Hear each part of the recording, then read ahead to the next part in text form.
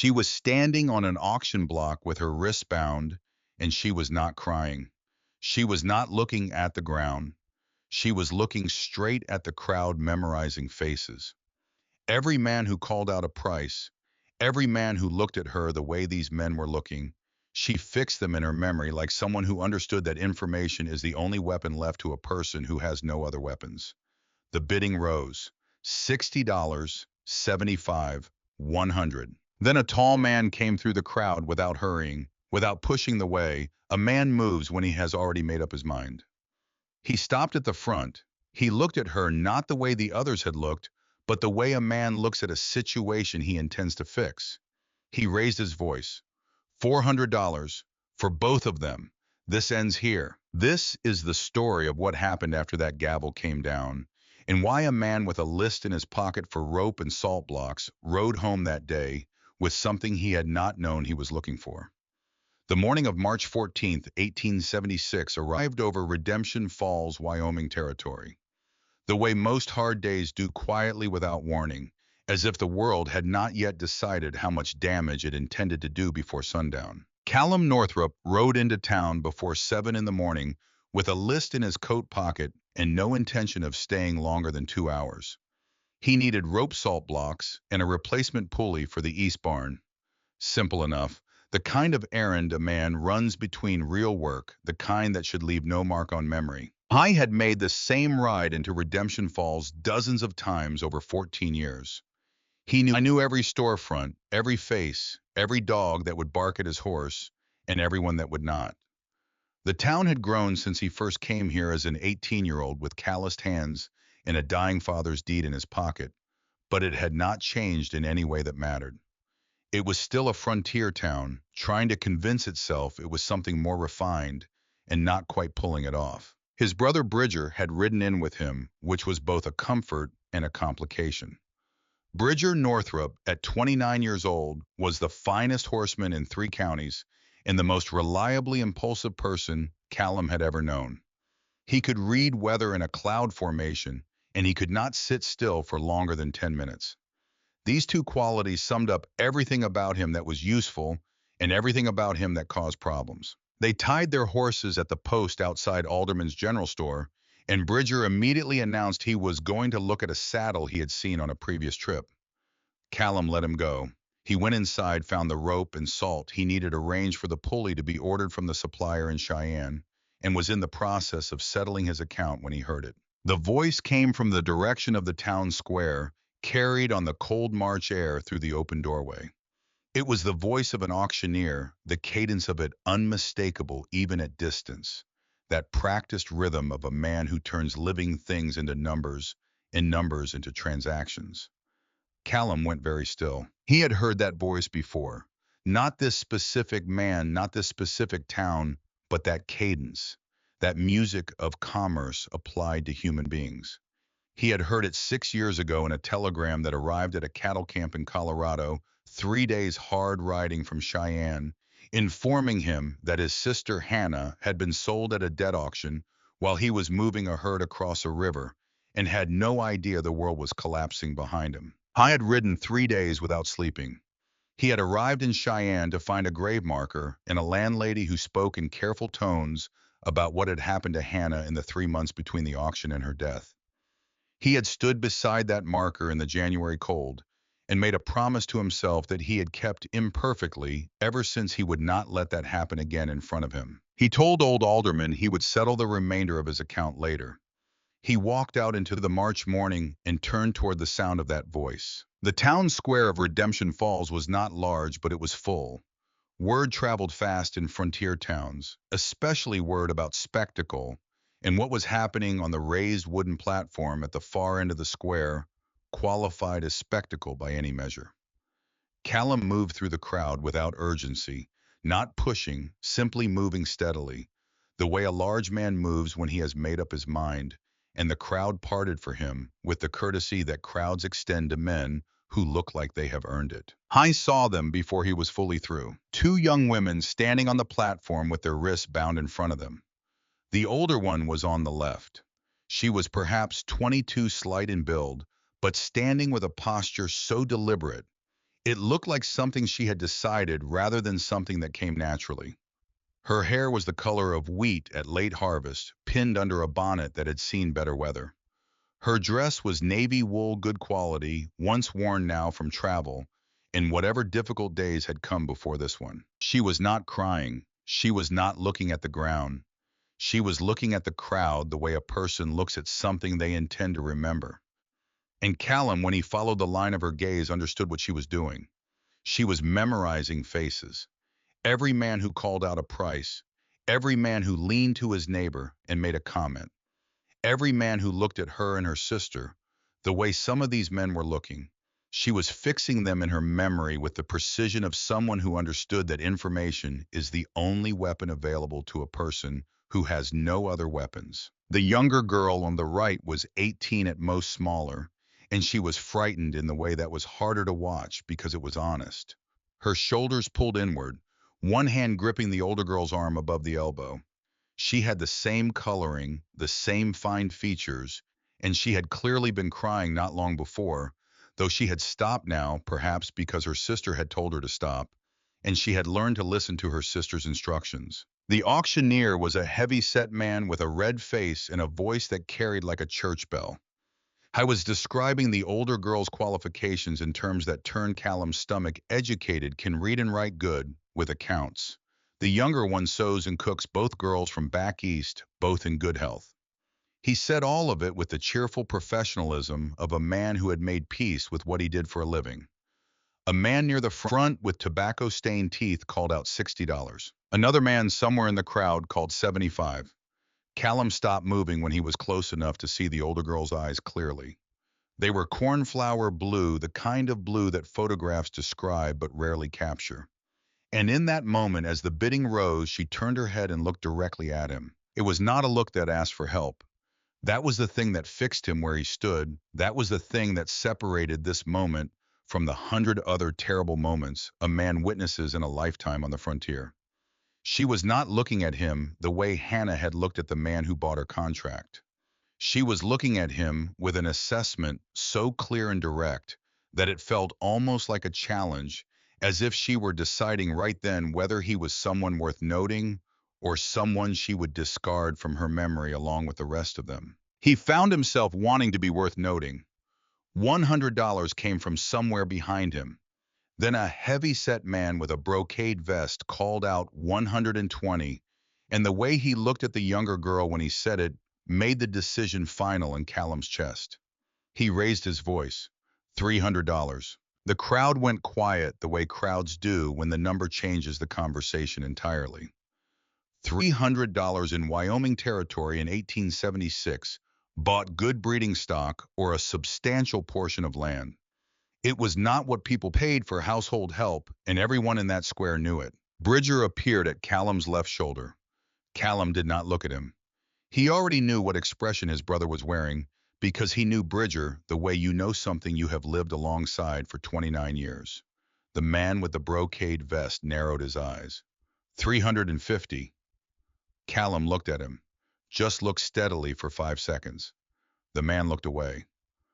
$400, Callum said. For both of them. This ends here. The auctioneer hesitated, his eyes moving between Callum and the crowd, calculating. Then the gavel came down. Callum paid in cash from the leather wallet he kept in his inside coat pocket, the same wallet his father had carried before him. He did not look at the price again after he counted it out. He took the papers the auctioneer handed him, folded them once, and put them in his coat without reading them. There would be time to read them later. Right now there were 2 women on a platform with their hands tied, and he had not yet done the thing that actually needed doing. He pulled a folding knife from his belt and climbed the 2 steps to the platform. He cut the rope from the older girl's wrist first, then the younger girl's. The rope had been on long enough to leave marks, red lines in the pale skin that would bruise before evening. He folded the knife and put it away. He did not immediately reach for the canteen on his belt. He looked at the older girl and waited because he understood without quite knowing how that she needed to be the one who spoke first. She looked at him for a moment with those measuring eyes. Then she said, "What do you want from us?" It was not gratitude. It was not fear. It was a direct question asked by someone who had decided that knowing the truth, whatever it was preferable to not knowing. Callum respected that more than he could have explained. Water first, he said. Then we talk. He handed her the canteen. She drank, wiped the mouth of it, and handed it to her sister before she said another word. The younger girl drank with both hands wrapped around the canteen like she was afraid it would be taken from her. Bridger had stationed himself at the edge of the platform, arms crossed, watching the crowd with an expression that communicated clearly to anyone paying attention that the transaction was complete, and any further commentary from the audience would be unwelcome. Nobody offered any. The older girl handed the canteen back. You paid $400, she said. Nobody pays $400 for household help. That's true. So I'll ask again.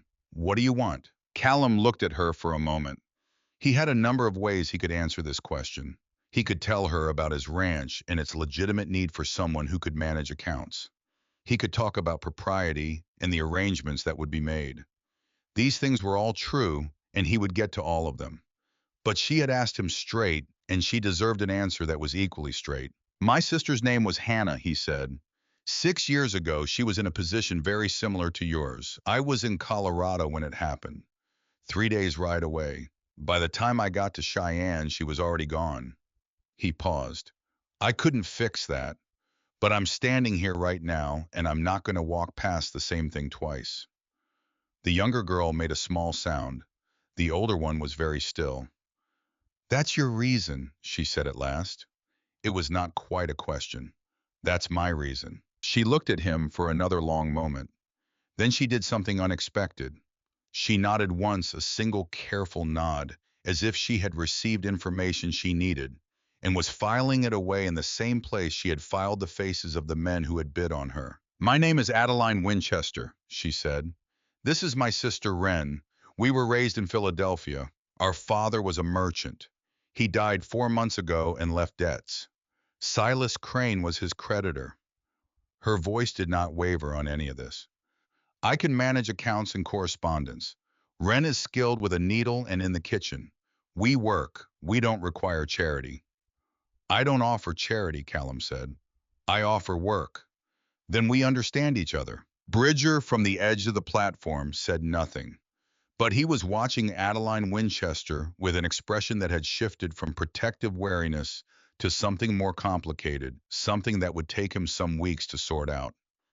They walked to the wagon together, the four of them, through a crowd that parted and watched, and would be talking about Callum Northrup's unexpected appearance at the debt auction for the better part of the next month. The road west from Redemption Falls ran straight for the first 6 miles, and then began to climb, cutting through the lower foothills of the Bighorn Range in long switchbacks that rewarded patience and punished hurry. Callum drove the wagon. Bridger rode alongside on his buckskin, close enough to talk, but not talking, which was his way of being present without being intrusive when he sensed that the situation called for quiet. Wren Winchester did not stay quiet for long. This was, Callum would learn, simply her nature. Within the first mile, she had asked Bridger 3 questions about the mountains visible ahead of them. And Bridger, who had been preparing to maintain his reserve position, found himself answering one and then the next, and then explaining in more detail than he had intended how to read cloud formations over high elevation terrain as a predictor of overnight temperature change. He caught himself, mid-sentence, looked slightly startled by his own words, and went quiet for a moment. Wren thanked him with a smile that seemed genuinely delighted by the information. Bridger looked at the mountains. Adeline Winchester sat on the wagon seat beside Callum and looked at the landscape with the systematic attention of someone cataloging information they expected to need. She asked no questions, offered no observations. When Callum glanced at her, she was watching the road ahead, or the tree line to the north, or the distant peaks to the west. And she had the stillness of a person who knows that watching and waiting produce better results than talking. Halfway to the ranch, Callum stopped the wagon at Shiloh Creek to let the horses drink, while Bridger watered his buckskin downstream and Wren stood at the bank watching the water with frank interest. Adeline walked a few steps away from the wagon and stood looking at the range of mountains ahead. Callum climbed down from the wagon and stood nearby, not close enough to intrude, close enough to speak without raising his voice. The ranch is called North Star, he said. About another 2 hours from here. There's a woman named Harriet Gaines who has kept the house for 22 years. She'll show you where things are. What do you raise on cattle primarily? Some horses. Hay for feed. We run about 400 head through the summer, winter, about half that in the lower pastures. She was quiet for a moment. The accounts. How long have they been in disarray? He looked at her. What makes you think they're in disarray? Because you're a rancher who needed to order a pulley from Cheyenne through Alderman's store, which means you don't have an established supplier relationship, which means either the ranch is newer than it looks, or the business side of the operation has not kept pace with the physical side. She glanced at him. I heard you talking to Alderman when you came out of the store. Callum was quiet for a moment. 3 years, he said. The man I had was dishonest, and then he was gone. I've been keeping them myself since then. I see. Can you read ledgers written in a hand that isn't always careful? I can read anything, she said without particular pride, the way you say something that is simply true. They got back in the wagon. Bridger remounted. They continued west. At the creek crossing, Callum had noticed something he had not remarked on. When Adeline had leaned to pull her skirt clear of the water, he had seen clearly on the inside of her right wrist, just below the sleeve, a faint old scar, thin as a thread, years healed. The kind left by a rope drawn tight. He did not know the story of it. He did not ask. But he noted it, and it added something to his understanding of Adeline Winchester that the information she had offered him herself did not fully convey. She had been in difficult circumstances before, more than once, and she was still standing. North Star Ranch appeared in the late afternoon light, like something a man might imagine when he needed to believe that hard work led somewhere. The main house was 2 stories of solid pine, built to last in a country where the winters came in earnest. The barn was large and well maintained, the corrals solid, the fencing consistent, the kind of operation that told you immediately that the person who ran it did not cut corners and did not give up on things partway through. Wren Winchester, who had been quiet for the last hour of travel, leaned forward on the wagon seat and looked at all of it with an expression that she did not immediately school into something more guarded. It's real, she said softly, not to anyone in particular. Callum understood what she meant. After whatever the last several months had been for these two, the sight of a working ranch with smoke from the chimney and lamplight in the windows, and the sound of cattle from the lower pasture must have felt, if not safe exactly then, at least possible. Harriet Gaines came out of the house before the wagon reached the yard gate. She was 67 years old and had a way of appearing wherever she was needed at approximately the moment she was needed there, which Callum had long since stopped trying to explain. She was short, broad-shouldered, with white hair pulled back under a practical cap, and she had the kind of face that had clearly once been quite beautiful and had traded that beauty for something more useful, an expression of absolute reliable competence that people found either reassuring or intimidating depending on their situation. She looked at the wagon. She looked at the 2 young women. She looked at Callum with eyes that communicated without a single word being spoken, a complete paragraph of meaning. You did something impulsive again, she said. It wasn't impulsive. Then explain it to me when you have a moment. She turned to the wagon with a manner that brooked no delay and no awkwardness. Come down from there, both of you. You'll be hungry and cold and the kitchen is warm. My name is Harriet Gaines and I have kept this house since before either of you was likely born, so if you need something, ask me. If you have a problem, tell me. I am not delicate and I don't expect you to be. Wren climbed down and smiled at her. Harriet Gaines, who was not given to immediate demonstrations of affection, looked at that smile for a moment and then said, Right, inside, both of you. Adeline climbed down without help and looked at the house and then looked at Harriet. Thank you, she said plainly without embellishment. Thank me after you've seen the room, Harriet said and led them inside. Callum stayed in the yard with Bridger, who dismounted and began unsaddling his horse with the practiced efficiency of long habit. For a while, neither of them said anything. The sounds of the ranch settled around them, familiar and constant. Then Bridger said, $400. Yes, that's a considerable sum. I'm aware of what it is. Bridger was quiet for a moment, working the cinch loose. The older one. She asked you what you wanted before she said thank you. Yes. Most people say thank you first. I know. Bridger pulled the saddle free and hung it over the corral rail. He was quiet for another moment. Then he said, she looked at you the way Hannah never did. Callum, who had been leading his own horse toward the water trough, stopped walking. Hannah looked at you like you were the answer. Bridger continued, his voice even and careful. He did not say these things easily. He said them because they were true, and because he and Callum had an agreement built over decades of shared difficulty that the truth was worth the discomfort of saying it. This one looked at you like you were a question she hadn't decided the answer to yet. Callum didn't respond. He led his horse to the water and stood beside him while the horse drank, looking at the mountains that were going dark now in the last of the evening light. I don't know yet whether that's better or worse for you, Bridger said. Neither do I, Callum said. They went inside when the horses were settled. The kitchen smelled of venison broth and fresh bread. Harriet had moved with her characteristic efficiency, and there was a meal on the table by the time the four of them sat down, which was not remarkable in itself, but was remarkable given that she had also apparently located clean clothes for Wren, who appeared in a gray wool dress several sizes too large, but scrubbed clean and looking for the first time like someone who had exhaled. Adeline had not changed clothes. She sat at the table in her navy wool dress and ate with the careful precision of someone who had decided that revealing hunger was a form of vulnerability she was not yet willing to display. But she ate everything on her plate. The conversation at dinner was largely carried by Wren, who asked Harriet about the ranch with a genuine curiosity that Harriet, despite herself, seemed to find welcome. Callum answered the occasional question directed at him. Bridger ate and watched. After dinner, Harriet showed the two women to a room on the second floor, a modest space with a double bed and a washstand and a window that looked west toward the mountains. Callum heard Wren say something appreciative through the closed door and heard Harriet's voice in reply, though not the words. I went to the kitchen. He poured himself coffee he did not particularly want.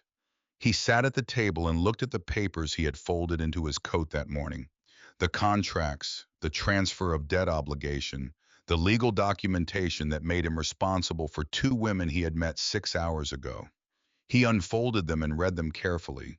The names, the amounts, the terms. Then he reached into his other coat pocket and took out the small photograph he carried there, the one that had been given to him by Hannah's landlady in Cheyenne, creased down the middle and soft at the edges from years of handling. Hannah at 20, before her marriage, standing in a garden somewhere in the bright light of an eastern summer, laughing at something outside the frame. He looked at it for a while. The house was quiet around him. The fire in the stove had burned down to coals. Outside, the March wind moved through the pine trees that lined the north fence, a sound like the edge of something that might become a storm, but had decided not to tonight. He heard the floorboard at the bottom of the stairs, the creak he had memorized years ago as a young man trying to move through this house without waking anyone. He did not look up. Adeline Winchester came into the kitchen in a borrowed nightgown and an expression that said she had not expected to find him there. She stopped in the doorway. He gestured at the chair across from him. She sat. She looked at the photograph on the table between them. She did not ask about it. You should be sleeping, he said. I couldn't. She looked at the photograph a moment longer. Then she looked at him. Hannah. Yes. She was quiet for a moment. Then she said, she looks happy in that photograph. She was sometimes. Another silence. The coal shifted in the stove. You said she was in a situation similar to ours, Adeline said, and that you couldn't get there in time. Yes. And that's why you were there today. Yes. She seemed to consider this. She looked at her hands on the table, at the marks the rope had left on her wrists, already deepening toward bruise. Then she looked at him with the same direct gaze she had turned on him from the auction platform. You're carrying it like it's still your fault, she said. 6 years later. Callum looked at her. It was my fault. Your father's death was your fault too. He was quiet. You were 18, she said. You built all of this. She did not gesture at the house specifically, but he understood she meant North Star Ranch, the whole of what surrounded them in the dark. You were in Colorado doing your work. You received a telegram when it was already too late. I understand why you carry it. I'm not telling you not to. I'm only asking whether you think Hannah would want you to still be carrying it. The question sat in the air between them. He did not answer it. He was not sure he had an answer. After a moment, she stood. She picked up the photograph from the table and looked at it for 3 or 4 seconds, her expression quiet and careful. Then she placed it back exactly where he had laid it.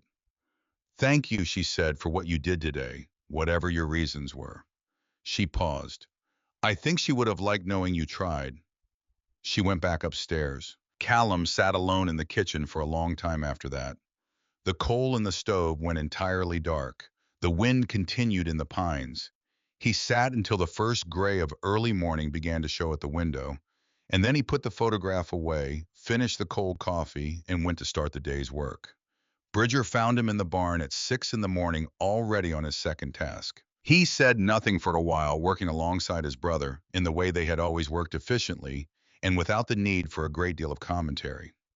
Then when they were both leaning over the same fence rail, checking a section of broken wire, he said, She came downstairs last night.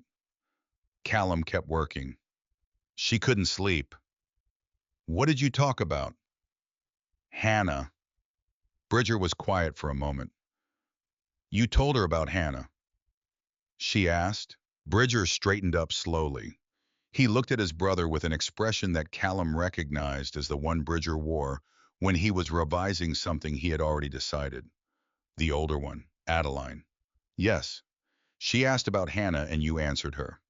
Yes. Bridger picked up this wire coil again. He worked for another minute in silence. Then he said quietly and with the specific weight of something true being spoken for the first time out loud. You've never answered anyone about Hannah, not since Cheyenne. Callum didn't respond. Not me, not Harriet, not anyone. Bridger's voice was not accusatory. It was the voice of someone making an observation that surprised him and that he had not yet fully worked out what to do with. You answered her. The morning was cold and clear, and the mountains were very bright in the early light. From the lower pasture came the sound of cattle, familiar and grounding, the sound of work waiting to be done. She didn't ask me to explain myself, Callum said at last. She just asked what happened. Bridger considered this. Then he nodded once and went back to the wire. They finished the fence section and moved on to the next task, and neither of them mentioned it again that morning. But Bridger, when he came in for breakfast and found Adeline Winchester already at the kitchen table with Harriet's household ledger open in front of her, a cup of coffee beside her, making notes in a hand that was small and precise, and nothing like the chaotic scrawl he had been expecting, stood in the doorway for a moment before he came in. She did not look up. She was already working. He sat down, accepted the plate Harriet put in front of him, and glanced across at the ledger, and saw immediately that she had already found 3 discrepancies in the first 12 pages that he and Callum had both missed for the better part of 2 years. He said nothing about this. But that evening after supper, when Callum sat down to review what Adeline had done with the morning's accounts, and found the same 3 notes written in that careful hand with the page references and the arithmetic laid out so clearly that there was no possible argument with the conclusion. He sat there for a long time looking at the work. Then he opened the bottom drawer of the desk, the one he had not opened in front of her, the one that contained the secondary ledger he had not shown her. He looked at it for a moment. Then he closed the drawer again. He was not ready for that conversation yet. Adeline had done 3 hours of work in the study that first morning before Wren appeared in the doorway with a basket of mending that Harriet had provided, looking for a place to sit in good light. The 2 sisters occupied the room together for an hour without speaking, which told Callum more about them than a great deal of conversation would have, that they were comfortable enough in shared silence to work beside each other without the need to fill the space between them. On the 3rd day, Adeline came to the study doorway and knocked on the frame, which she had not done before. She had simply appeared when she needed something. He looked up from the hay production figures he was reviewing. There's a secondary ledger in the bottom drawer of your desk, she said. He put down his pencil. I didn't open the drawer, she said. I could see the corner of it. It has a different kind of binding than the others. She waited. You don't need to show it to me. But whatever's in it, if it affects the overall picture of the ranch's finances, I should know about it eventually. I can't give you accurate accounts if I'm only seeing part of the picture. Callum looked at her for a long moment. Not yet, he said. She nodded once, the same single nod she had given him from the auction platform. Information received, filed, decision accepted without argument.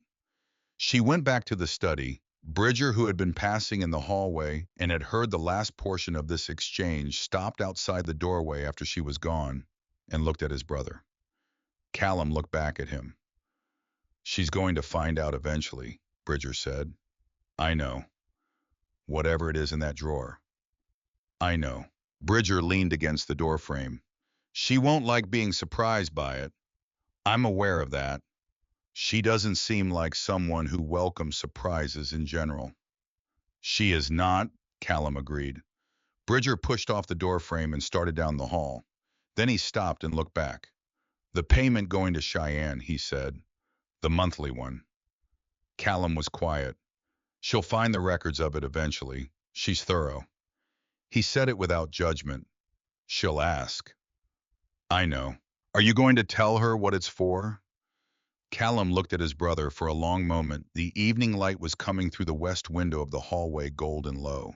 The light that March makes when the days start to lengthen again, and the worst of the winter is possibly finally behind you. When she's ready to hear it, he said, or when I am, whichever comes first.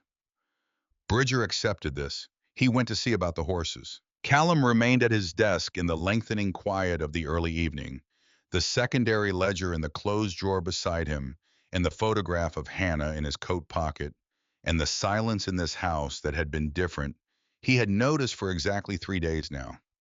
Different in a way he could not fully name and was not yet willing to try. Outside, Wren Winchester was in the kitchen garden, turning over the early spring soil with a spade that was too large for her, working at it, with a stubborn efficiency that reminded him without warning, and quite sharply, of someone he had been trying not to think about for 6 years. He watched her through the window for a moment. Then he went back to the hay production figures. There was work to be done. There was always work to be done at North Star Ranch. And work, in Callum Northrup's experience, was the most reliable way of moving through a day without saying anything that could not be unsaid. He worked until the lamp burned low and the house settled around him into the quiet of a place that contains more people than it has contained in a long time. And the sound of Wren's voice from somewhere upstairs, telling Harriet something that made Harriet laugh. A sound Callum had not heard from Harriet in months, traveled through the floor and the walls, and arrived in the study where he sat. He listened to it for a moment. Then he turned down the lamp and went to bed, and for the first time in longer than he cared to count, he slept. April came to the Bighorn foothills, the way it always did. Not gently, not with any of the soft promise that Eastern calendars associated with the month, but with a kind of aggressive ambivalence. Warm enough one morning to make a man believe winter was finished, and cold enough the next to remind him that the mountains made their own decisions about such things and did not consult anyone. At North Star Ranch, April meant calving season, and calving season meant that Callum Northrup and his brother Bridger disappeared into the work the way men disappear into rivers, completely and without ceremony. They were out before dawn and back after dark, and the hours in between were filled with the combination of physical effort and careful attention that the birth of young animals requires from the people responsible for them. Callum had done this work for 14 years, and he still approached each season with the same focused seriousness, because he had learned early that the years you relaxed your attention were the years you lost animals you should have kept. Adeline Winchester observed all of this from the study window in the mornings before she settled into the accounts, and from the kitchen in the evenings when she helped Harriet keep food warm for men who would arrive at unpredictable hours. She watched the way Callum moved through the work, the quality of his attention, the way he listened to his ranch hands and made decisions that appeared simple from the outside, but which she was beginning to understand were built on 14 years of accumulated knowledge that had no shortcut. She did not say any of this to anyone. She filed it away in the same careful place she filed everything that mattered. The accounts were improving. This was not a small thing. When she had first opened the primary ledgers 3 weeks earlier, she had found the record-keeping of a man who understood his land and his animals with great precision and his paperwork with considerably less. Numbers were correct, but unsorted. Supplier relationships were maintained in memory rather than in writing. 3 separate contracts with hay buyers in Cheyenne existed in different drawers of the desk, with no cross-reference system connecting them. She had spent the first 2 weeks simply creating the architecture that would allow the information to be found and used, and only in the third week had she begun the actual work of analysis. What she found when she could finally see the whole picture was a ranch that was more profitable than its owner appeared to know. Hampered primarily by the inefficiency of buying supplies through intermediaries when direct supplier relationships were available, and by an absence of forward planning for winter feed costs that resulted in reactive purchasing at unfavorable prices every year. She wrote these observations in a separate notebook. She had not yet shown them to Callum. She was waiting until she had the complete picture, including the information in the secondary ledger he had not yet chosen to share with her. She had not pressed him on it again. She had said what needed to be said, and he had heard it, and he would come to it in his own time, or he would not, and either way, she would work with what she had. This was she had found the most efficient approach to most situations involving stubborn men who were not accustomed to being questioned. Wren, in the meantime, had become a fixture in Harriet Gaines's kitchen in a way that appeared to delight both of them, though neither would have used the word delight without considerable prompting. Harriet had a system for everything, and the system was not to be altered, but she had allowed Wren to introduce 2 modifications to her bread-making process that produced a result even Harriet admitted was superior to her previous method. This was by Harriet's standards an extraordinary concession, and Wren had the good sense not to make a great deal of it. Bridger continued to maintain his careful distance from Adeline. He was not unfriendly, but he was watchful in the way of someone who has seen a man he loves hurt badly and has decided that preventing a repetition is worth any social discomfort. He was considerably less careful with Wren, who had a gift for asking questions in a way that made answering them feel like the most natural thing in the world. He had, without entirely meaning to, spent an entire afternoon explaining to her the principles of reading terrain for water sources, a subject he had never previously discussed with anyone because it had never occurred to him that anyone would be interested. She was interested. She asked good questions. He answered them.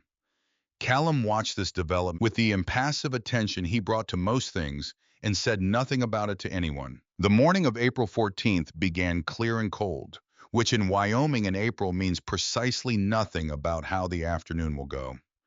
Callum and Bridger rode out to the north pasture before 6, where 3 cows were due to calve within the next 48 hours.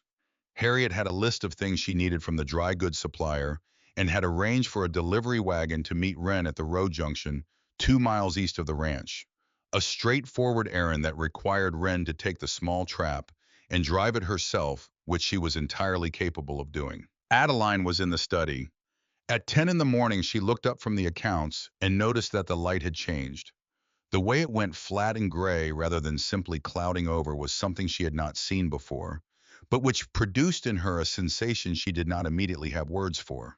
She stood and went to the window. The sky to the northwest was the color of iron. She had lived in Philadelphia for all of her 22 years before the last difficult months. And Philadelphia had storms, but Philadelphia storms announced themselves with a certain democratic fairness building gradually and giving people time to make arrangements. What was coming from the northwest over the Bighorn foothills was doing none of that. It was simply arriving rapidly with the indifference to human schedules that characterized everything about this country that she was still learning. She went to the kitchen. Harriet was already at the window.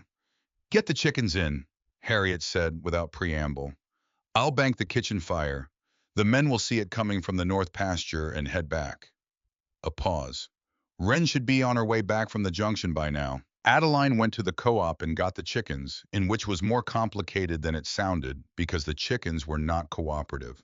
and by the time she had the last of them secured, the temperature had dropped 10 degrees in the time it took her to walk back to the house. She thought of the young horses. 3 foals had been born in the past 2 weeks, still young enough to need supplemental warmth in a serious cold snap. The barn had a heating stove in the corner near the foaling stalls, but someone needed to check that the fire in it was adequate. She went to the barn. The fire in the corner stove was low. She built it up with the wood stacked beside it and checked the foals one by one. The youngest, 3 days old and still unsteady on its legs, was shivering slightly despite its mother's presence. She found extra blankets in the tack room and arranged them in the corner of the stall. She was kneeling in the straw beside the foal, making sure the blanket would stay when the wind hit the barn. The sound was extraordinary. She had not known wind could sound like a physical thing trying to get through the walls by force of sheer persistence. The barn shuddered. The horses startled and then steadied themselves. Snow came through the gap under the main door in a thin white line that became in seconds a drift. She stood and went to the door and pushed. It did not move. She pushed again harder and felt the resistance of something that was not simply a latch. The snow had come in fast and deep, and the door, which opened outward, now had 3 feet of drifted snow packed against it. She could hear the wind working at the roof and the walls, and she understood without panic but with complete clarity that she was not going to open that door from the inside. She looked at the barn around her. The stove was burning, the horses were settled, the foals were covered. There was wood enough for several hours. She was cold and the temperature was going to drop further, but she was not in immediate danger.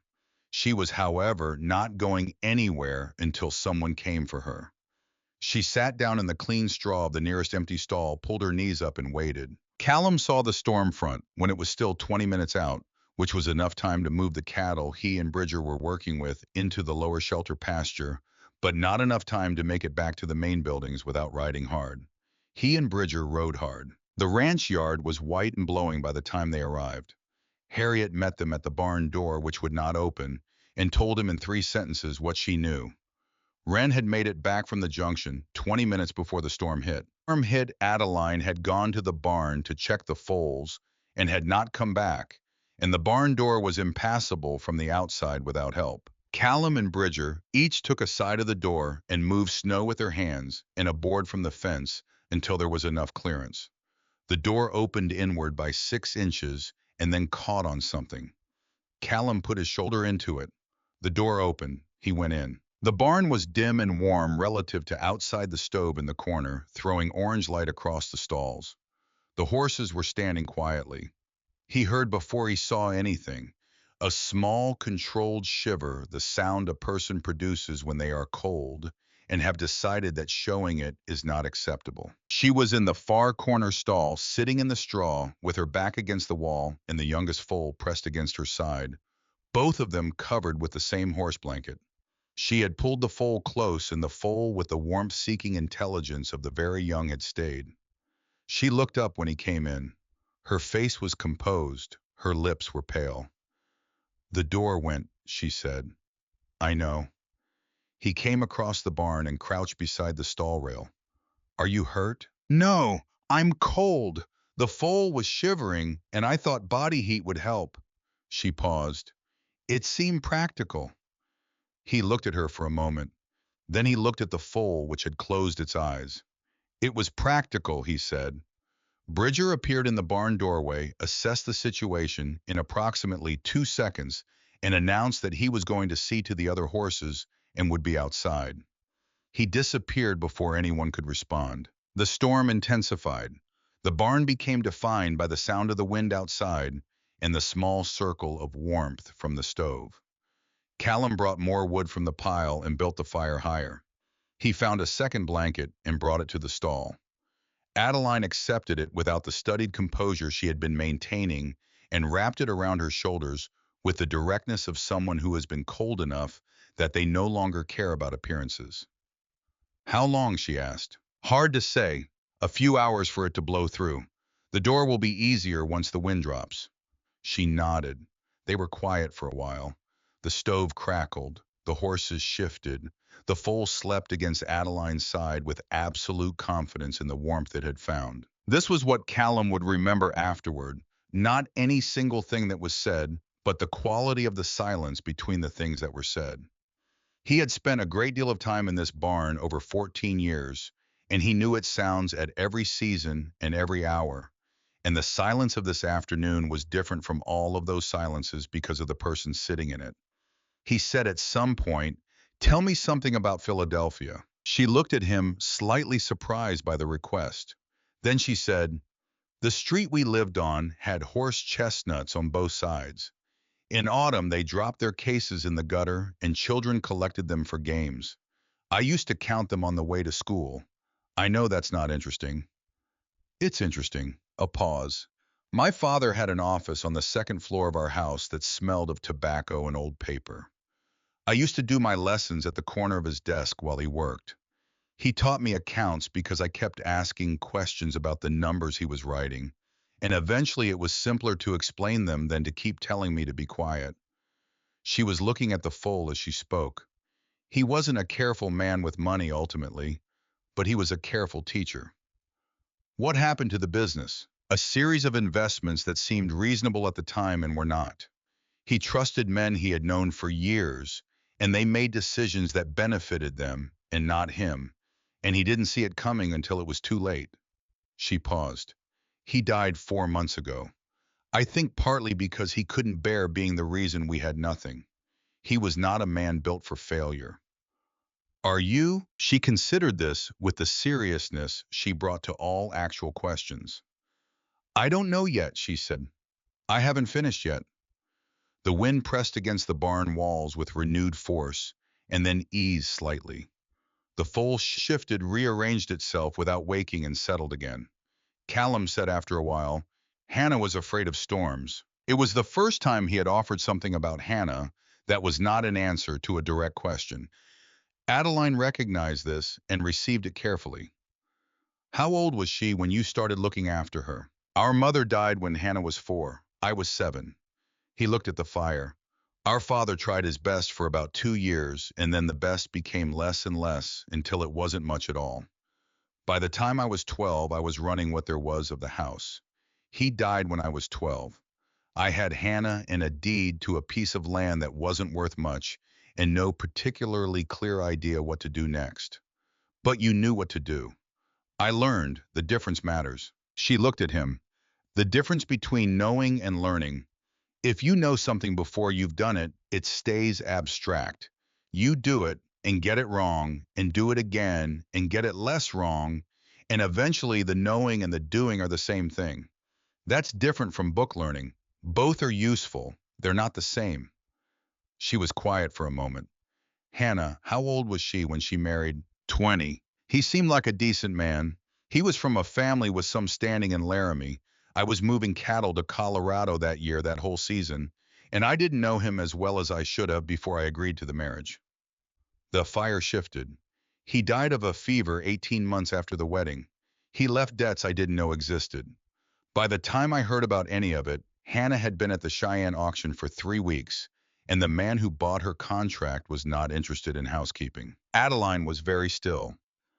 "She was gone before Christmas," Callum said. "I arrived in January." The silence after that was different from the earlier silences. It was the silence of someone receiving something heavy and choosing not to put it down. "You've been carrying that for 6 years," she said. "Yes. And today in March was the first time since Cheyenne that you could do something instead of arriving after it was over." He looked at her. "That's why you didn't hesitate," she said. It was not quite a question. "At the auction, you didn't think about it because there was nothing to think about. You'd been thinking about it for 6 years already." He had not heard it described that way before. He was not certain he would have described it that way himself. But hearing it said, he found he could not argue with it. "What would Hannah think," Adeline said slowly, "about the way you've been living these 6 years?" "She would have a great deal to say about it." "I expect she would." There was something in Adeline's voice, then not quite a smile, but the shape of one. "She sounds like someone who said what she thought. She had opinions about everything and she shared every one of them. That's not a flaw." "No," he agreed, "it's not." The wind dropped perceptibly. Not gone, but reduced, moving from assault to complaint. In the stall, the foal opened its eyes, looked around, found nothing alarming, and closed them again. There's a secondary ledger in your desk, Adeline said. He had been expecting this, or not this exactly, but the return of practical ground when the conversation had gone somewhere it hadn't planned to go. There is, he said. You send a monthly payment to an address in Cheyenne. He looked at her. I found the postal receipts in the correspondence file, she said. I wasn't looking for them specifically. Same address for 6 years. Consistent amount. She waited. I'm not asking you to explain it. I'm telling you that I've seen it, so you know. He was quiet for a long moment. The fire made its small sounds. Outside, the storm was beginning to tire of itself. The man in Cheyenne who bought Hannah's contract, he said at last. He died 3 months after Hannah died. His wife and 3 children were left with nothing. He looked at the fire. It wasn't their fault what he did. They lost him and everything he left behind. He paused. I've been sending money to the family every month since then. Adeline said nothing for a while. That's what you're hiding in the ledger, she said finally. Not something shameful, something decent. It's not something I wanted to explain to people. Why? He thought about this. Because people would make more of it than it is. It's not absolution. I'm not paying it because it makes me feel better. It doesn't make me feel better. He looked at her directly. It's just the only thing I could think of to do for people who had nothing to do with any of it. Adeline was quiet for a long moment. Then she said, I'll record it in the ledger as a standing charitable disbursement. No further detail required. He nodded. And Callum. He looked at her. It was the first time she had used his given name. She did not appear to notice she had done it, or perhaps she had decided it was time and was not going to make a production of it either way. Hannah would have liked knowing that you did that, she said. The barn door opened. Bridger appeared snow-dusted and efficient. He looked at Callum. He looked at Adeline. He looked at the sleeping foal against her side. His expression shifted through several things quickly and then settled on practical. Storm's breaking, he said. Wind's down. We can get to the house now. He held the door. Adeline stood dislodging the fold gently and tucked the blanket around it with the focused attention she gave to things that needed doing correctly. Then she walked out of the barn without looking back. Bridger waited until she was out of earshot. Then he looked at Callum with the expression he had worn at 7 years old, when he had figured out something that everyone else had known for a long time, and felt the specific irritation of being the last to arrive. She's not what I thought, he said. No, Callum agreed. She's not going to leave when something better comes along. Callum said nothing. I was wrong about that, Bridger said. He said it plainly without particular drama because he was a man who admitted his mistakes with the same directness with which he made them. I was wrong about her. Tell her that, Callum said.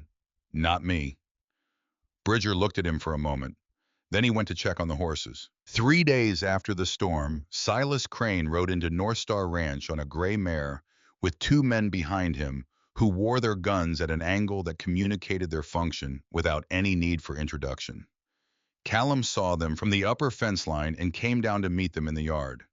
Bridger materialized from the direction of the barn without being summoned, which was one of the things about Bridger that Callum had always valued. Crane was heavy-set in the way of a man who had once been physically powerful and had since converted that into a different kind of presence, the kind that came from money and the leverage it provided rather than from any personal physical quality. He had a lawyer's face, smooth and uncommitted, and the eyes of someone who calculated constantly and enjoyed the calculating. He dismounted with the ease of a man who expected to be received as a guest. Mr. Northrop, he said, I appreciate you seeing me. I didn't invite you, Callum said. What do you want? Crane smiled the smile of a man who found directness amusing rather than threatening. He reached into his coat and produced a folded document. I've filed a petition with the territorial court arguing that the transfer of the Winchester debt obligations was executed under coercive conditions. Specifically that your presence and the presence of your brother constituted undue pressure on other bidders which invalidated the auction. He held out this document. You'll want to have this reviewed by someone who understands the law. Callum did not take the document. However, Crane continued, still pleasant. I'm also a practical man. Litigation is expensive and time-consuming for everyone involved. If we could reach a straightforward financial arrangement, I'd be willing to withdraw the petition and we'd all move forward with our lives. How much? Callum said. $200. Considerably less than you paid in the first place. Quite reasonable, I think, given the inconvenience. And if I pay it, the arrangement stands as it is. Entirely. And if I don't? Crane shrugged pleasantly. The court will decide. These things can take many months. In the meantime, the legal status of the Winchester contracts would be considered in dispute, which could create a number of practical complications for all parties. He paused, including, of course, the young women themselves. The two men behind him were very still. Callum looked at Crane for a long moment. Then he said, You have until Friday to withdraw the petition yourself. If you don't, I'll let the court process proceed and add your coercive solicitation this morning to the record. He turned and walked back toward the house. Crane called after him, still pleasant. Mr. Northrop, I don't think you fully appreciate. Friday, Callum said without turning around. Bridger stayed in the yard until Crane and his men had ridden out. Then he came inside and found Callum in the study. He'll push it to the court, Bridger said. Probably. We don't have the documentation to fight a territorial court petition without a lawyer. I know. Callum sat behind the desk. We need to know what he's hiding. A man like Crane doesn't go to these lengths over a debt that's already been settled. There's something else. Bridger leaned against the doorframe. What are you thinking? I'm thinking Adeline knows her father's business history better than anyone. And if Crane manipulated the debt situation, there's a record somewhere. From the doorway, a third voice said, There is. Both men looked up. Adeline was in the hall, not pretending she hadn't been listening. She came into the study and placed a folded letter on the desk. I wrote to Edmund Holt nearly 4 weeks ago, she said. He was a business associate of my father's in Philadelphia, a legitimate one. I had reason to believe he might have information about the original structure of my father's debts before Mr. Crane became involved. She nodded at the letter. That arrived this morning. I was going to speak to you about it after supper. Callum unfolded the letter and read it. Then he read it again. Crane falsified the transfer documents, he said. According to Mr. Holt, yes. My father's original creditor was a man named Patterson in New York who had agreed to a repayment schedule that my father was keeping imperfectly, but keeping. Crane presented Patterson with documentation suggesting my father had defaulted entirely, purchased the debt from Patterson at a fraction of its value, and then moved to collect the full amount, plus penalties, before my father was even aware the debt had changed hands. She paused. My father died before he understood what had happened, and then Crane moved on us. Bridger was very still. Callum folded the letter carefully and set it on the desk. This is enough. For a court, Adeline said, if Mr. Holt will attest to it. Will he? He says in the letter that he will. He was fond of my father. Something moved briefly across her face. He says he's sorry he didn't act sooner. Callum looked at her for a moment. You did this nearly 4 weeks ago, before Crane came today. I thought we might need it, she said simply.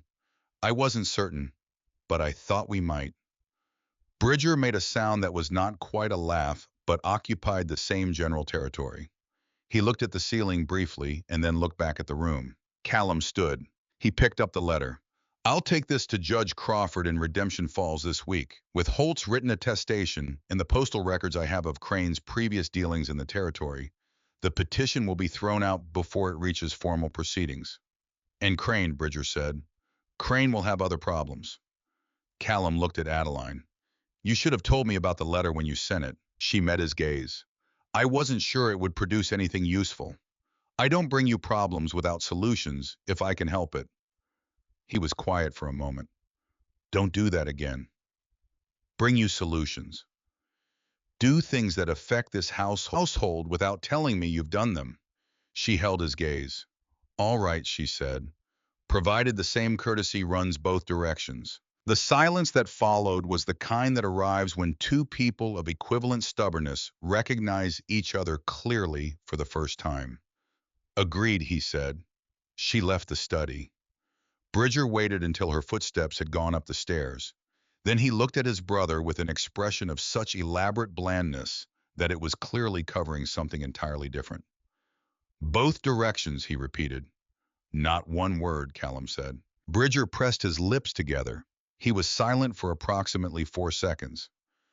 I'm going to see about the evening feeding, he said, and left before Callum could respond.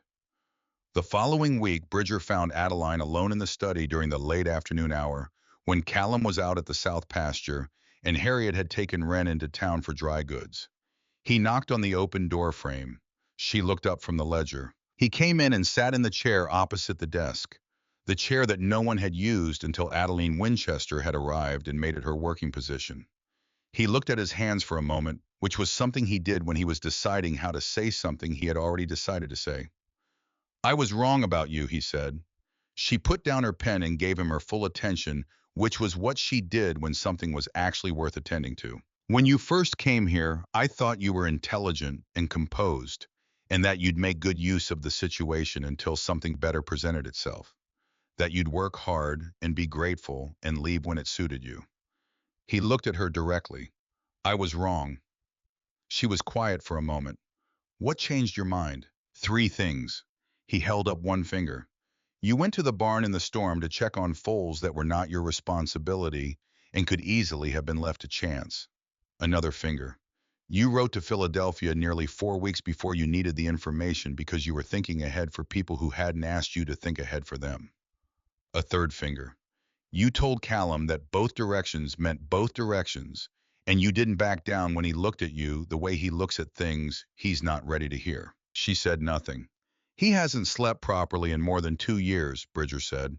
Up at 2, 3 in the morning, moving through the house. I can hear him from my room. He paused. Since you've been here, I don't hear him anymore. Adeline looked at him for a long moment.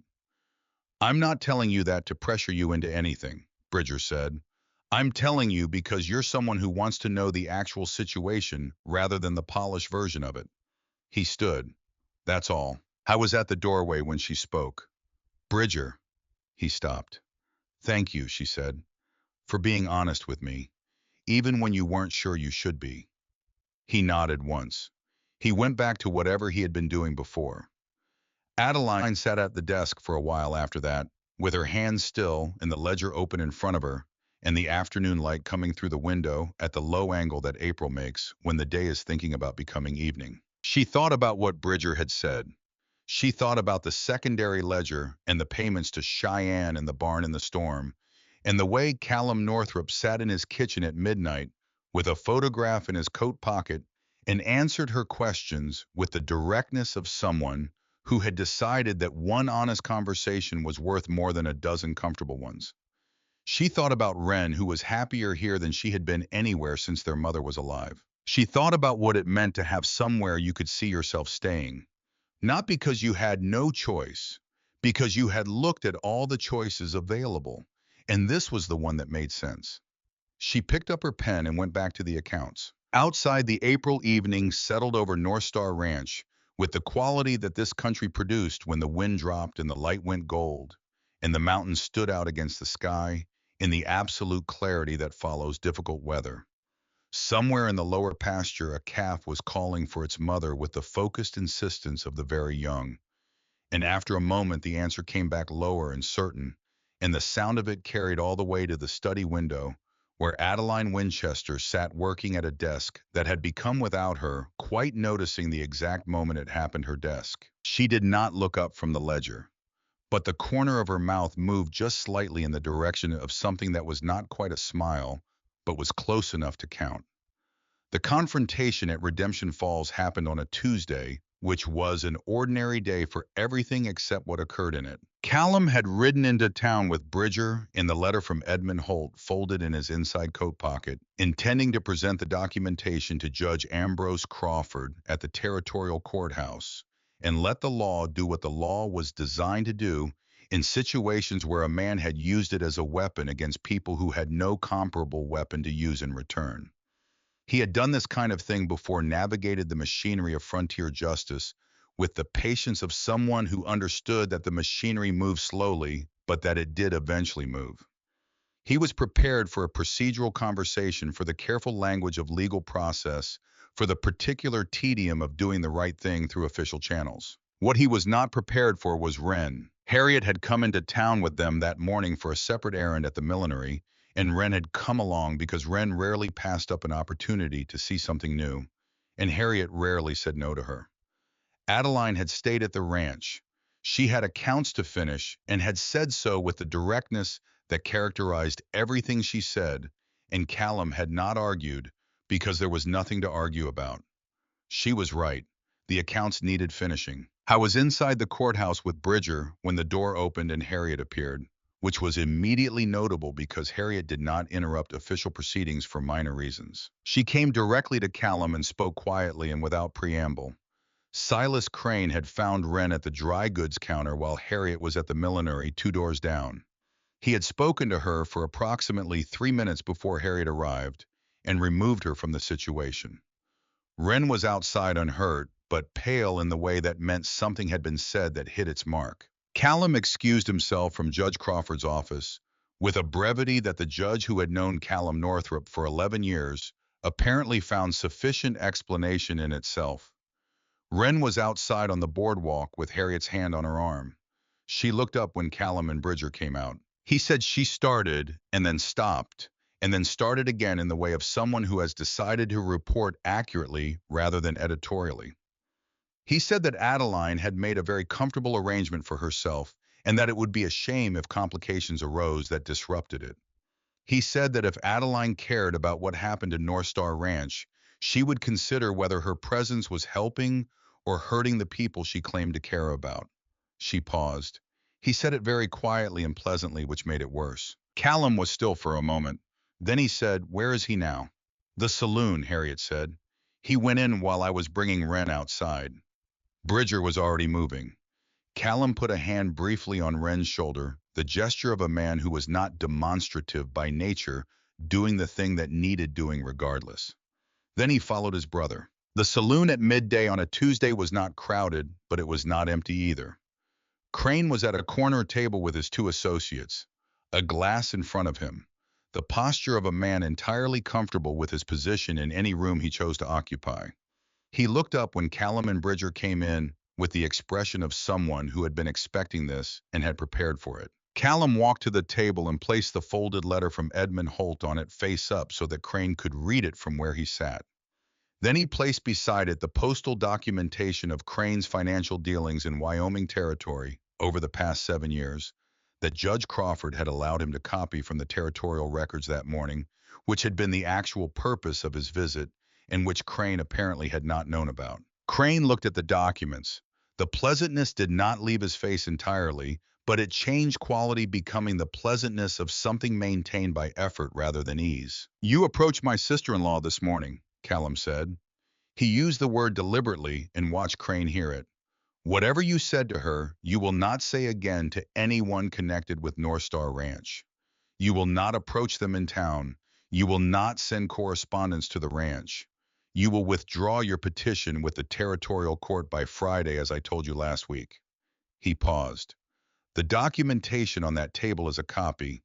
Judge Crawford has the original. He is currently reviewing it. I expect he will want to speak with you before the end of the week." Crane's two associates were looking at Bridger, who was standing slightly to Callum's right with his arms at his sides, in the posture of someone who has no immediate intention of doing anything and wants that understood clearly. "This is a significant accusation," Crane said. His voice was still pleasant. It was the voice of a man who had survived significant accusations before. "It's documentation," Callum said. "Edmund Holt has agreed to provide sworn testimony. Patterson in New York has been contacted. Your petition will be reviewed in the context of how it came to be filed." He picked up the copies and folded them back into his pocket. "I'm giving you the same warning I gave you last week, extended by the same courtesy. Friday. After that, whatever Judge Crawford decides, he decides." He turned and walked out. Bridger followed him, unhurried, which communicated everything that needed communicating to the two associates who watched him go. Outside Wren was where they had left her standing with Harriet in the thin April sunlight. She looked at Callum when he came out and asked with the directness that was apparently a Winchester family characteristic, "Will it work?" "Yes," he said, "because it would." He knew Crane the way you come to know a particular type of man after enough years of dealing with them. The type who chooses targets carefully, and who, when a target proves more expensive than anticipated, moves onto a different target. The documentation was not primarily for the court. It was for Crane to show him the shape of the situation he was now in. Men like Crane did not fight battles they could see they were going to lose. They found other battles. They rode home. That evening, Callum told Adeline what had happened in 3 sentences, sitting at the desk in the study, while she listened with the stillness she brought to things that required full attention. When he finished, she was quiet for a moment. Then she said, "He called me your sister-in-law." "Yes." "In the saloon." "Yes." She looked at him. He looked back at her. The lamp between them made the light in the room warm and close. "That was deliberate," she said. "Yes." She held his gaze for a moment longer. Then she looked down at the ledger in front of her and said in the voice of someone returning to practical ground, "I'll have the quarterly summary finished by morning." He stood to leave. He was at the doorway when she spoke again. "Callum," he stopped. "Thank you for what you said to him, and for what you said to Wren before you went in." He turned enough to look at her. She needed to know it was handled. She needed to know someone would handle it, Adeline said. "That's different." He looked at her for a moment in the lamplight. This woman who had come to his ranch 4 months ago with her wrists marked from rope and her chin at an angle that told you everything about what kind of person she was going to turn out to be. Who had organized his accounts and quietly written letters to Philadelphia and sat in a cold barn with a foal against her side and told him without flinching that Hannah would have wanted him to live. I went to bed and lay awake for a while in the way that a man lies awake when he has something he intends to say and has not yet worked out exactly how to say it. The Friday deadline came and passed. On Saturday morning, a letter arrived from the territorial courthouse confirming that Crane's petition had been withdrawn. Judge Crawford's office had been in contact with Patterson in New York. The matter of Crane's documentation practices was now under separate review. Callum read the letter at the breakfast table. He folded it and set it down. Harriet looked at him. "Well, done," he said. Wren made a sound of profound relief. Harriet set a plate of biscuits on the table with slightly more emphasis than strictly necessary. Adeline read the letter when he passed it to her. She read it carefully, folded it again, and placed it beside her coffee cup. Then she picked up her fork and continued eating. This was how Adeline Winchester received good news. Not with celebration, not with the display of relief that the news probably warranted, but with the quiet absorption of someone who had learned that outcomes, good or bad, were followed immediately by whatever came next. It was 3 weeks after the letter arrived that Wren came to Callum in the barn on a Thursday afternoon and said with the transparency that was one of her most reliable characteristics, that she thought it would be a good idea if someone had a conversation with Adeline soon before the summer, because Adeline was the kind of person who would talk herself out of something she wanted if left alone with her own reasoning for too long. Callum looked at her for a moment. "This seems like something that's not your business," he said. "It's absolutely my business," Wren said pleasantly. "She's my sister. Also, she's been organizing your filing system for the third time in a month, which means she's thinking about something she's not saying. And when Addie reorganizes things, it means she's trying to impose order on a situation that feels uncertain to her." He was quiet. "I'm not telling you what to do," Wren said. "I'm just providing information. You seem like someone who makes better decisions with complete information." She went back to the house. Bridger appeared from the back of the barn where he had been doing something with a bridle and had apparently been there for the duration of this conversation. "She's not wrong," he said. "About which part?" "Any of it." Callum went back to what he had been doing. He worked for another hour. Then he went inside, cleaned up, and ate supper with everyone at the table.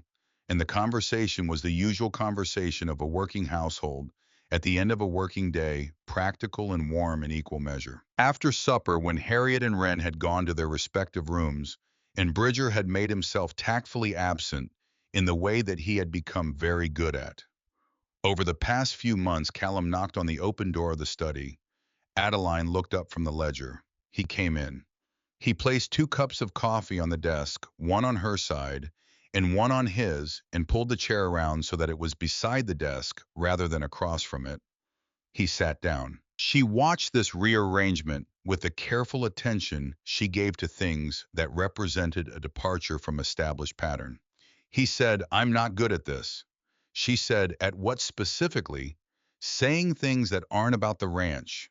She folded her hands on the desk and waited with the patience of someone who has decided to give a thing the time it needs. He looked at the coffee cup.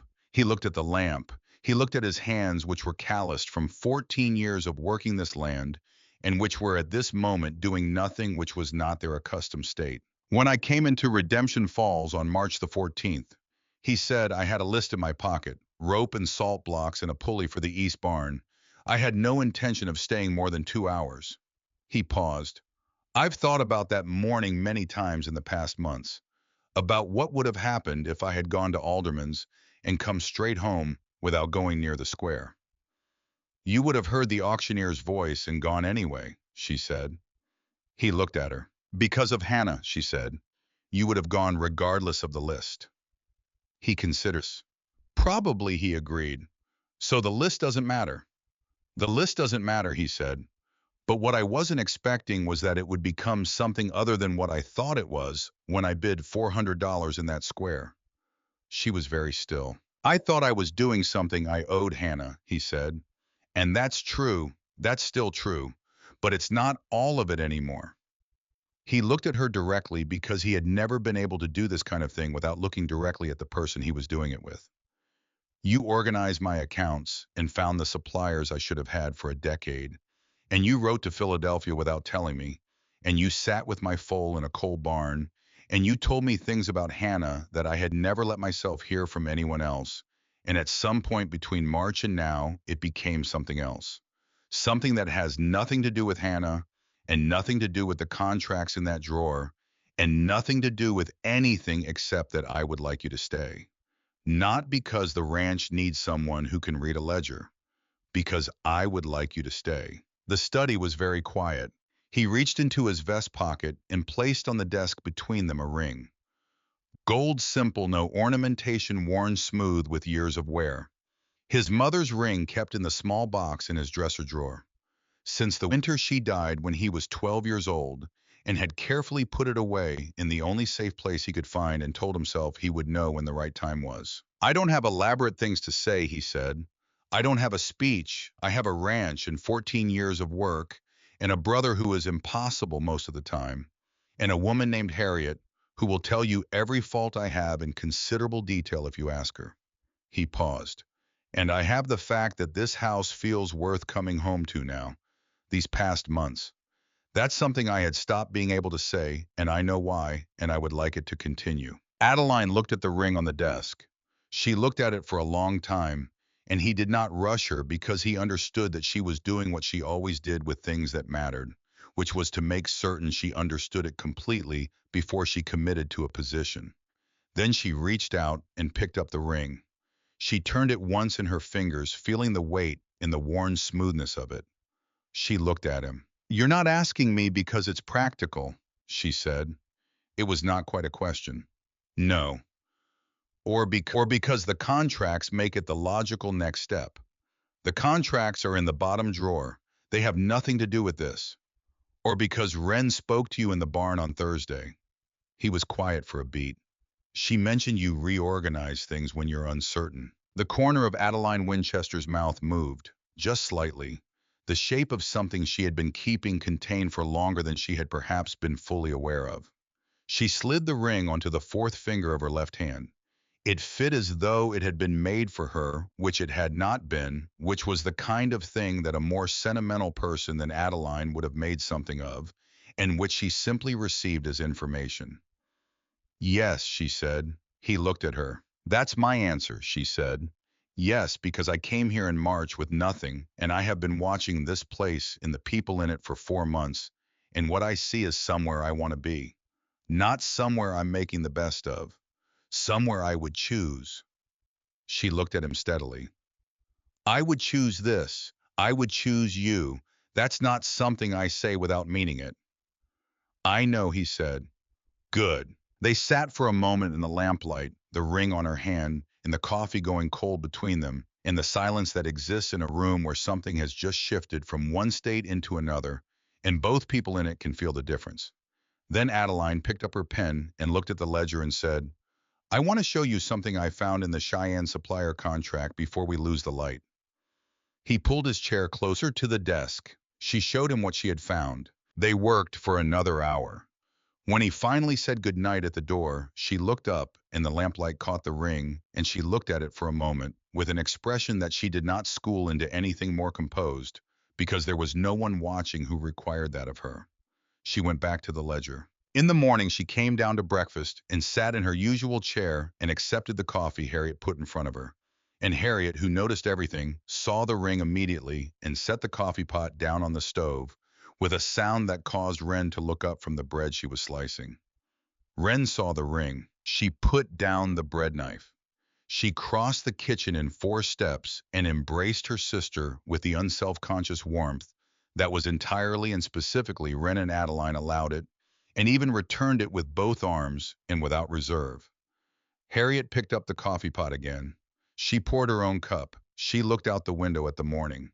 Finally, she said to no one in particular. Callum came in from the barn a few minutes later, saw the scene, poured himself coffee, and sat down at the table. Wren looked at him over Adeline's shoulder with an expression that combined complete satisfaction with the specific dignity of someone who had been right about something and was choosing not to say so. Bridger appeared in the doorway from the hall, took in the situation with one comprehensive look, and sat down without comment. He accepted his plate from Harriet. He ate in silence for approximately 30 seconds. Then he said, without looking up from his breakfast, "About time." Callum looked at him. "I mean that respectfully," Bridger said. "You don't mean anything respectfully," Callum said. "No," Bridger agreed pleasantly.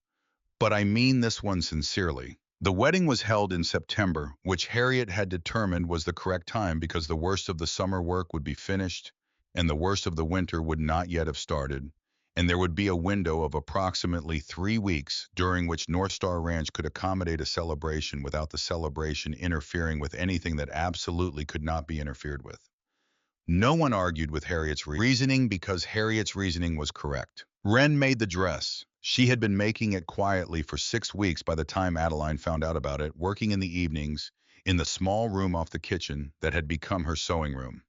It was ivory which Adeline would not have chosen for herself, but when she put it on for the fitting, she stood in front of the mirror that Harriet had moved from her own room for the occasion and was very still for a moment. "You look like you," Wren said. She had her pins in her mouth and was adjusting the hem with the focused attention she brought to anything that involved a needle. "Not like someone's idea of a bride.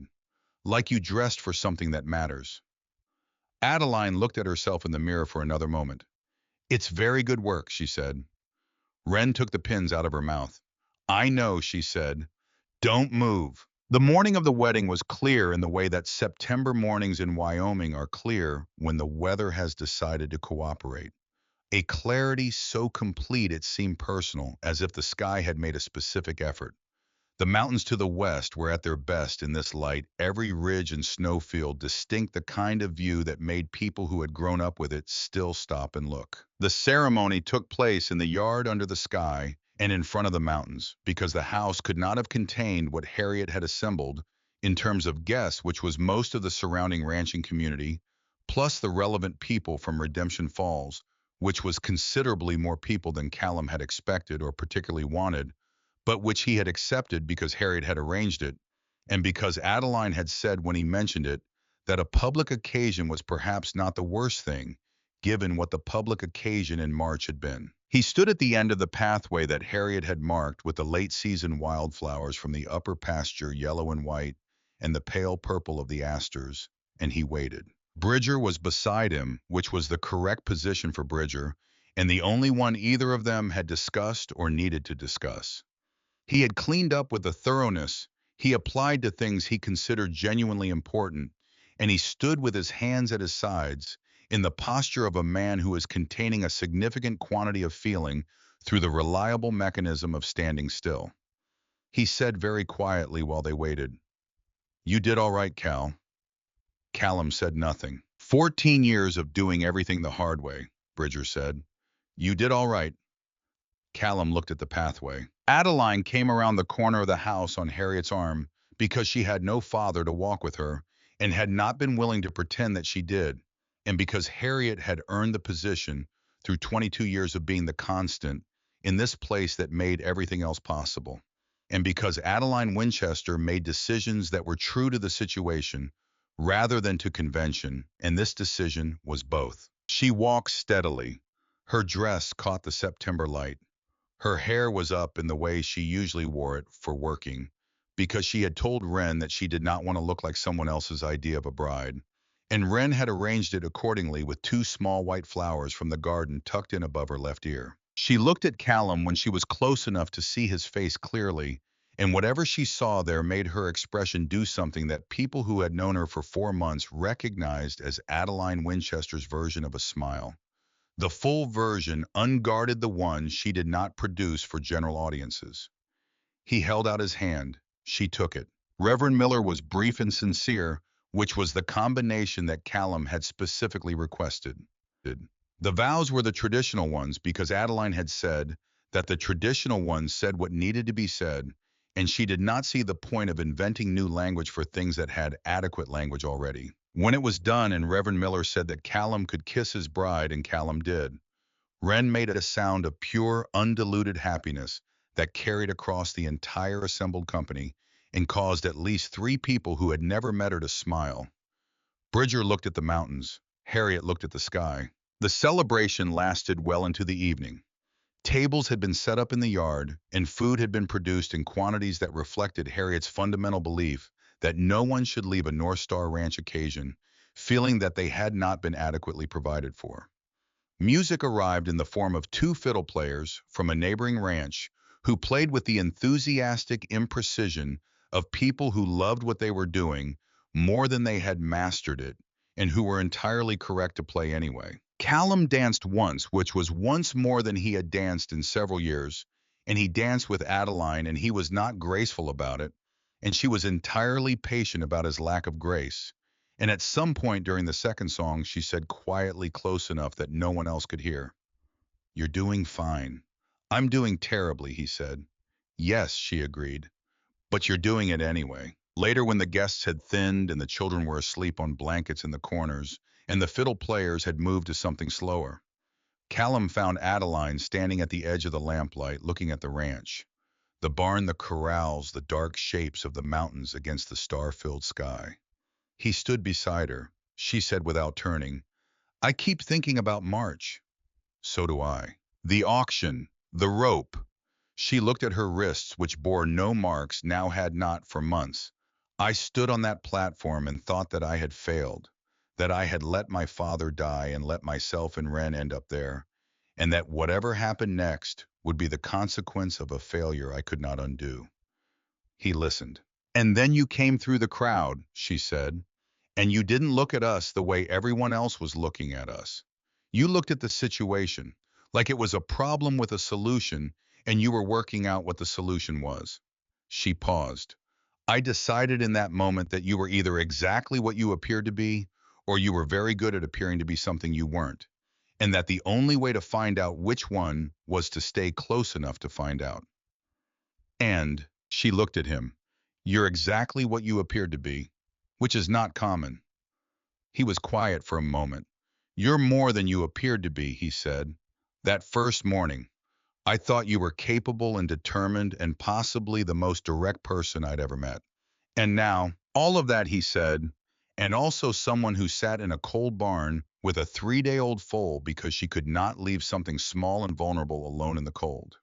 And someone who writes letters to Philadelphia nearly 4 weeks before she needs the answers because she thinks ahead for people who haven't asked her to.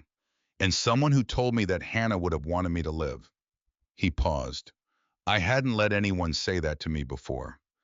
I didn't know I needed to hear it until you said it. She looked at him in the lamplight, at this man she had assessed from a wooden platform in March, and found worth knowing, who had turned out to be exactly and entirely worth knowing. She would have liked you enormously, she said. Hannah, she would have found you restful. Restful? You say what you mean, and you mean what you say, and you don't require management, Adeline said. That's restful. Not everyone is. He looked at the mountains. You're not restful, he said. No, she agreed.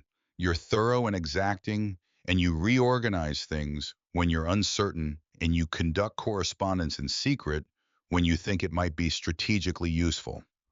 All accurate. And you're the reason this place feels like it's worth coming home to, he said. So, she looked at him, he looked back at her. The stars were very bright over Wyoming, and the mountains were dark and solid, and the ranch was quiet around them, with the quiet of a working place at the end of a day's work. She took his arm. They stood there together for a while, not saying anything, which was something they had both found over the course of 4 months and more conversations than either had expected to have that they were good at. The first winter of their marriage came in earnest in November, with the serious intent that Wyoming winters have, as if the mountains had been waiting patiently for autumn to finish its business so they could begin theirs. Snow covered the upper pastures by the second week of the month, and the ranch contracted into the rhythms of the cold season. The shorter days, the longer evenings, the closeness of a household that has learned to make good use of the hours when going outside is not reasonable. Callum had always worked through winters with Bridger and Harriet beside him, which was not nothing, but it was also not what the house had become. And he noticed the difference with the awareness of someone who has discovered a dimension they did not know was missing. In the evenings, there was Adeline at the desk in the study, with the lamp turned up and the accounts spread around her in the organized configuration she had developed, which was more complex than his original system, but was also, as she had demonstrated several times over, considerably more useful. He would sit across from her sometimes with his agricultural journals, reading articles about breeding programs and hay production and the improving science of veterinary care. And occasionally she would look up and say something about a number she had found, and he would answer it, and they would both go back to what they had been doing. I had published 3 articles in the past 2 years, written in the evenings, in the time that used to be insomnia, that now had become something else entirely.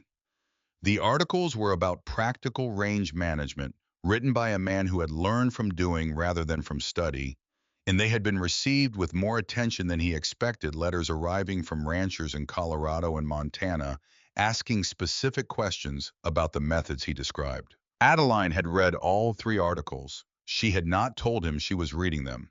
He had found her one evening with the most recent one, which he had left on the corner of the desk, working through it with the attention she brought to anything that was worth her full consideration. She had looked up and said, "You write the way you talk, directly. It's effective." "Thank you," he said. The section on winter feed calculation could be expanded. There are ranchers in higher elevations who would benefit from more specific guidance on quantity adjustments. He had looked at her for a moment. Then he had sat down and taken out a sheet of paper. She had turned back to the accounts. He had written for 2 hours. In December, in the deep quiet of a Wednesday evening, when the fire was doing its best work and the snow outside was making the sound that heavy snow makes against a window, which is almost no sound at all, but is nonetheless entirely present. Adeline came to find him in the study where he was reviewing the spring cattle plan. She sat in the chair beside the desk. She folded her hands in her lap, which was not her usual posture when she was about to discuss accounts. He set down his pen. She looked at him with the directness that was the quality he had recognized first and valued longest. "I want to tell you something," she said. "All right. I want to tell you before I'm certain," she said, "because you told me once that I should not do things that affect this household without telling you, and I took that seriously." He was very still. "I'm not certain yet," she said, "but I think by late spring or early summer, North Star Ranch is going to be somewhat louder than it currently is."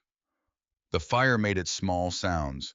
Outside, the snow fell without hurry. He looked at her for a moment, this woman who had come to him in March, through the worst circumstance either of them had navigated who had sat in his kitchen at midnight and asked him what Hannah would have wanted, who had written letters to Philadelphia and organized his chaos into something he could use, and told him the truth even when he was not asking for it. He reached across the desk and took her hand. She let him. They sat like that for a while with the winter outside and the fire between them and the house around them, full of the quality that a house has when it has become what it was built to be. Bridger found out at breakfast the following morning because Harriet told him, which was how most things at North Star Ranch were ultimately communicated. He received the information in the way that Bridger received most significant information, which was to be very quiet for a moment, and then to look at Callum with an expression that communicated a paragraph in the span of a second. Callum looked back at him. Bridger picked up his fork. He ate for a moment in silence. Then he said to no one in particular and to everyone present, "Good." Wren burst into tears of happiness, which surprised no one, and then immediately began discussing what she was going to make for the occasion, which also surprised no one. Harriet refilled everyone's coffee and said nothing, which was how she expressed the things that mattered most. The months that followed had the quality that Callum had not known enough to expect when he was living through the years before them, the quality of time that is both ordinary and full days, that contained the work of the ranch and the conversation of the evenings, and the satisfaction of a life that was being built rather than merely endured. He had been enduring for 6 years. He had not known that was what he was doing until it stopped. In March on the 14th, which was the anniversary of the day he had ridden into Redemption Falls for rope and salt blocks, and had come home with something entirely different. He rode out to the Upper West Ridge in the late afternoon, the ridge where you could see the whole of North Star Ranch below and the Bighorn Range to the northwest, and the long sweep of the valley in every other direction. Adeline rode up beside him. She had become a competent rider over the winter, not elegant, but purposeful, which was entirely consistent with everything else about her. They sat on horseback at the top of the ridge in the March afternoon and looked at what was below them, the main house with its 2 stories and its smoke, the barn and the corrals, the winter pastures still pale with the last of the snow, the fencing that ran in straight lines toward the horizon, the whole of what 14 years of work looked like from above. 1 year, she said, since March 14th. Since you came through that crowd, she said, with no preamble and no explanation until I asked for one. You asked immediately. I was always going to ask immediately. He looked at the ranch. I had a list, he said. Rope and salt blocks. I know, you've mentioned the list. I think about it sometimes, how close it was to me not going near that square. You would have gone, she said. I've thought about it too. You would have heard the auctioneer from the street, and you would have gone. Probably. Certainly. She looked at the mountains. Some things are going to happen regardless of the list. He was quiet for a moment. Then he reached into his coat pocket. He had put the photograph of Hannah there that morning because it was the 14th and because some observations were best made with the full company of the people they concerned. He looked at it for a moment, Hannah in the garden laughing at something outside the frame. Then, without quite deciding to, he held it out to Adeline. She took it. She looked at it for a long moment, this photograph she had first seen on a kitchen table at midnight, the very first night when she had not yet known what she was looking at or what this place would become. Hannah in the garden, laughing at something just outside the frame. Adeline looked at the photograph for a long, quiet moment. Then she handed it back carefully, the way you return something that belongs to someone and always will. She would have been glad, Adeline said. Not just that you tried, that you kept going. He put the photograph back in his pocket. That was the moment, the last of it, finally set down. Not with ceremony, not with any particular weight. Just the way a thing sets down when it has been carried long enough and the person carrying it has finally arrived somewhere worth stopping. He thought about what Adeline had said to him in the barn in the storm, that Hannah would have liked knowing he tried. He thought about what she had said in the kitchen on the first night that Hannah would have wanted him to live. I had been living this past year in the way that the word actually meant not managing or enduring or filling the hours between one obligation and the next, but living with full attention and forward direction, and the quality of presence that comes from having something worth being present for. She would have liked you enormously, he said. Hannah. Adeline looked at him. You said that at the wedding. It's still true. She sounds like someone who said what she thought. She had opinions about everything, and she shared every one of them. He looked at the valley below. You would have gotten along extremely well. It would have been very difficult for everyone around you. Adeline's expression did the thing it did when she was containing something that wanted more room than she was giving it. I take that as a considerable compliment. It was intended as one. They sat on the ridge while the afternoon light moved across the valley, the gold of March beginning to deepen into the longer light of approaching spring.